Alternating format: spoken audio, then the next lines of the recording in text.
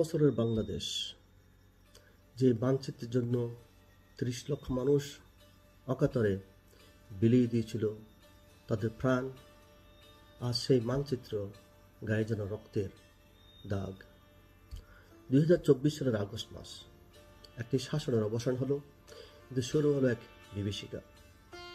Doctor ইউনূসের নেতৃত্বে অন্তর্বর্তীকালীন সরকার যখন এলো, আমরা ভেবেছিলাম আইনি শাসন প্রতিষ্ঠিত হবে বা আইনি শাসন ফিরবে, কিন্তু আমরা কি দেখলাম? মব জাস্টিস বা গণপিটুনি নামে রাজপথে যে নৃশংসতা, হত্যাযজ্ঞ এবং আসিফ নজরুলদের মতো ব্যক্তির পরোক্ষ ইশারায় বা রাষ্ট্রের নির্লিপ্ততায় হাজার হাজার নিরাপদ মানুষকে হত্যা করা হলো। বিশেষ করে আওয়ামী লীগের তৃণমূল থেকে শুরু করে কেন্দ্রীয় নেতাদের যেভাবে বাড়ি থেকে টেনে হেঁচড়ে হত্যা করা হলো, পড়িয়ে মারা হলো, তা মধ্যযুগীয় বর্বরতার হাত মারায়। প্রদর্শক, আজকে আমরা কথা বলবো ধুলে মিশে যাওয়া বাংলাদেশের গণতন্ত্র এবং কারাবন্দী কিছু বিবেকের আর্তনাদকে নিয়ে। প্রদর্শক, লন্ডনের দীর্ঘদিন বা ১৭ বছর নির্বাসন থাকার পরে মিস্টার তারেক রহমান দেশে ফিরে আসলেন। তিনি প্রধানমন্ত্রী হলেন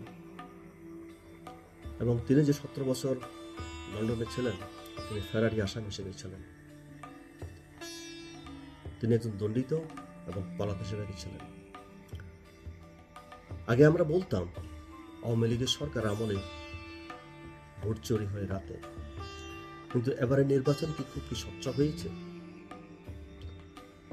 আপনারা কেউ কি বুকে হাত দিয়ে বলতে পারবেন এই নির্বাচনে কত পার্সেন্ট মানুষ ভোট দিয়েছে এবং এই নির্বাচনে তার আগের রাতে ভোট হয়নি? এটি নৈতিকতার প্রশ্ন।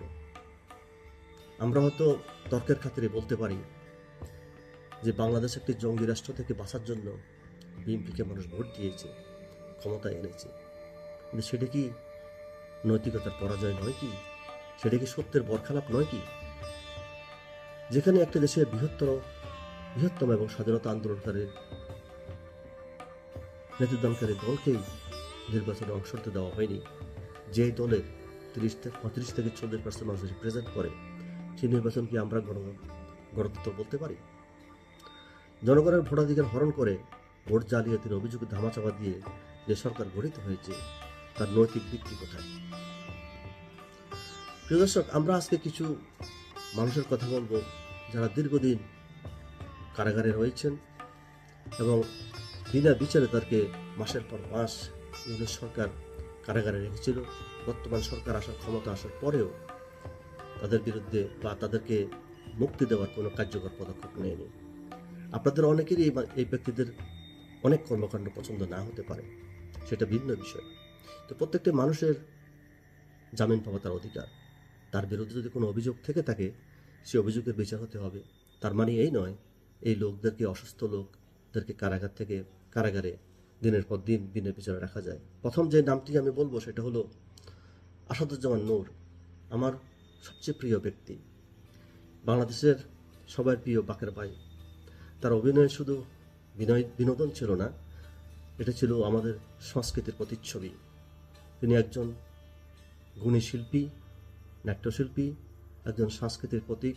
তিনি একজন আপাদমস্তক ভদ্রলোক এবং আবৃত্তিকার। আমি খুব ছোটবেলা থেকে তার অভিনয় দেখে মুগ্ধ, তার উপস্থাপনা দেখে মুগ্ধ, তার কবিতা দেখে মুগ্ধ। তার বিরুদ্ধে যে অভিযোগগুলো করা হয়েছে সে খুবই ভিত্তিহীন।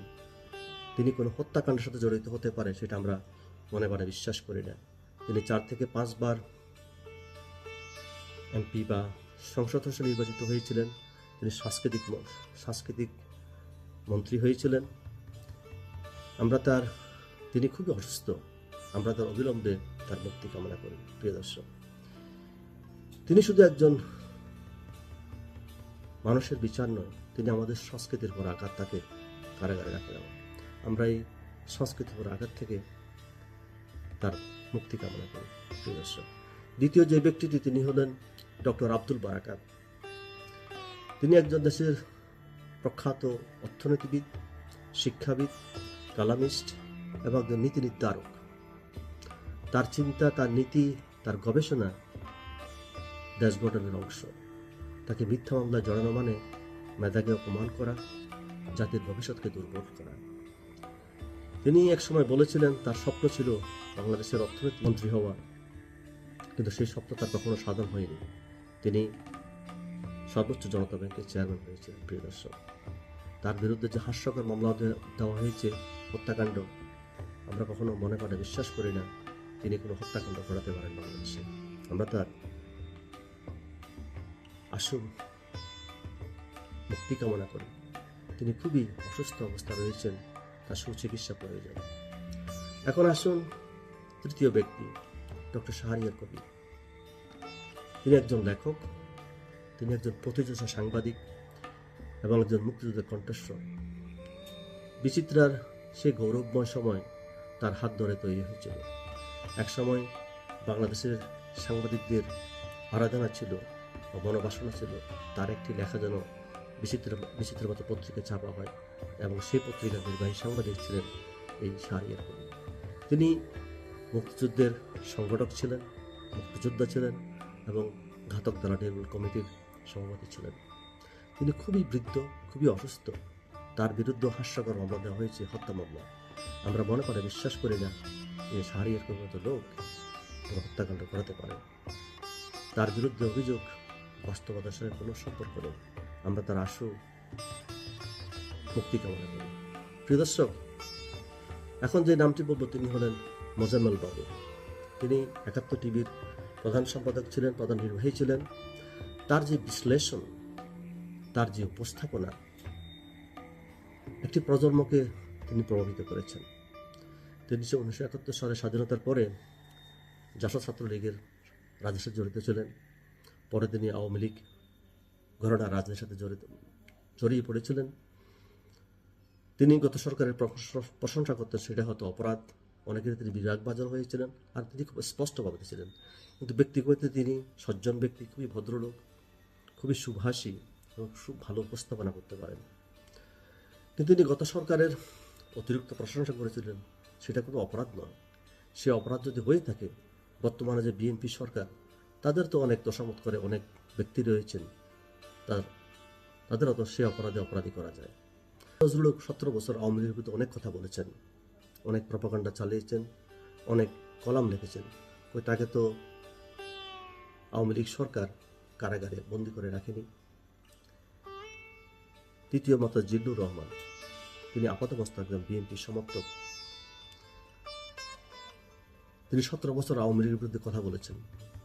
ওই আওয়ামী লীগ তাকে তো কারাগারে অন্তরী করে রাখা হয়নি। তাহলে মোজাম্মেল বাবুকে কেন অপরাধী করা হবে? তিনি ক্যান্সারের সাথে লড়তেছেন।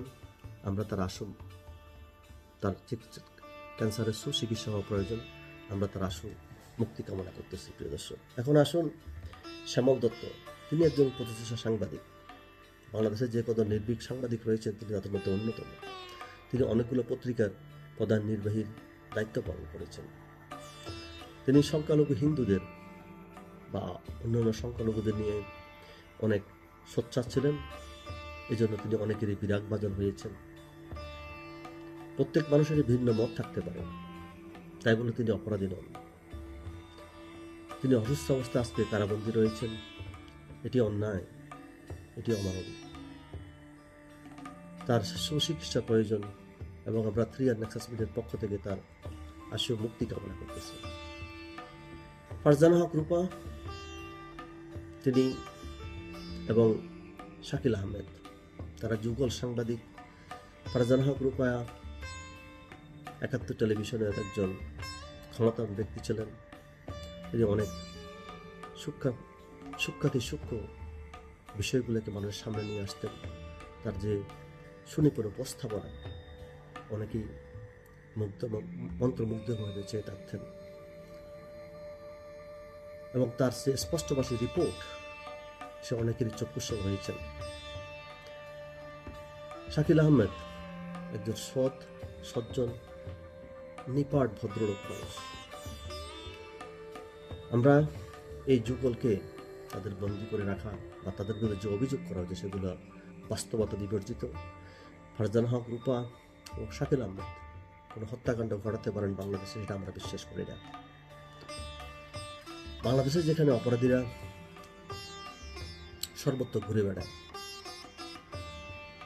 জঙ্গিরা হাজার হাজার জঙ্গি ইউনূস সরকার মুক্তি দিয়েছেন, সন্ত্রাসী নাসিরের মতো শীর্ষ সন্ত্রাসী 12 সন্ত্রাসী মুক্তি দেওয়া হয়েছে।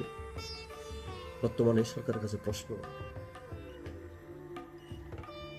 এই যে সাংবাদিক বা বুদ্ধিজীবী আমি যাদের নাম বললাম, তারা কি তাদের চেয়ে ভয়ঙ্কর? কেন তাদেরকে কারাগারে বন্দী করে রাখতে হবে? সর্বশেষ আমি যে নামটি বলবো সেটি হলেন ডক্টর নাজমুল হাসান কলিমুল্লাহ। তিনি একজন শিক্ষাবিদ, তিনি রোকেয়া বিশ্ববিদ্যালয়ের ভিসি ছিলেন। হ্যাঁ, তার বিরুদ্ধে অনেক অভিযোগ ছিল, তিনি ক্যাম্পাসে অবস্থান করতেন না, অনেকগুলো বোর্ড মিটিংয়ে তিনি অংশগ্রহণ করতেন না, এবং যে কনস্ট্রাকশন হয়েছিল সেখানে কিছু অনিয়মের ঘটনা রয়েছে, তার বিরুদ্ধে মামলা হয়েছিল। পরবর্তীতে তাকে ভিসি হিসেবে বাদ দেওয়া হয়েছিল এবং আওয়ামী লীগ সরকারের বিরাট বাজার হয়েছিল। প্রত্যেক মানুষেরই ভুল থাকতে পারে, ভুলের ঊর্ধ্বে কোনো মানুষ নয়, কিন্তু কিন্তু অপরাধী নন। আর অপরাধ করলে সে অপরাধের বিচার করবে কোর্ট। কেন একটা মানুষকে কারাগারে অন্তরীণ রাখতে হবে? আমরা নাজমুল হাসান কলিমুল্লাহর অবিলম্বে মুক্তি কামনা করি। প্রশ্ন একটাই, ন্যায় বিচার কি বেছে বেছে প্রয়োগ করা হয়, নাকি সবার জন্য ন্যায় বিচার সমান?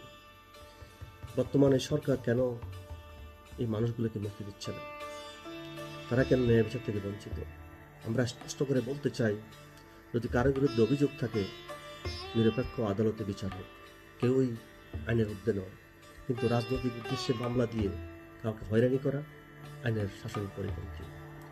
ক্লিয়ার নেক্সাস মিডিয়া সবসময় মানবাধিকারের পক্ষে থাকবে, গণতন্ত্রের পক্ষে থাকবে, প্রেস ফ্রিডম বা বাক স্বাধীনতার পক্ষে থাকবে। আমরা চরমপন্থা গণপিটুনি বা মব ভায়োলেন্স, বিরোধী দমন, এই সব কিছুর বিরুদ্ধে। এই নতুন সরকারের কাছে আমাদের স্পষ্ট দাবি, অবিলম্বে এই সাংবাদিক, বুদ্ধিজীবী, অসুস্থ ব্যক্তিদের মুক্তি দিন, আদালতের স্বাধীনতা আদালতকে ফিরিয়ে দিন, বাক স্বাধীনতা নিশ্চিত করুন। একটি প্রকৃত গণতান্ত্রিক বাংলাদেশ, এটাই আমাদের লক্ষ্য। আজকের এই কণ্ঠস্বর কেবল আমাদের নয়, এটি প্রতিটি বিবেকবান বাংলাদেশি মানুষের। প্রিয় দর্শক, আপনি কি ন্যায়ের পক্ষে দাঁড়াবেন? যদি ন্যায়ের পক্ষে দাঁড়াতে চান, তাহলে আমাদের এই ভিডিওটি লাইক করুন, শেয়ার করুন এবং এই সচেতনতা সম্পর্কে ছড়িয়ে দিন। সবাই ভালো থাকবেন, আবার দেখবেন।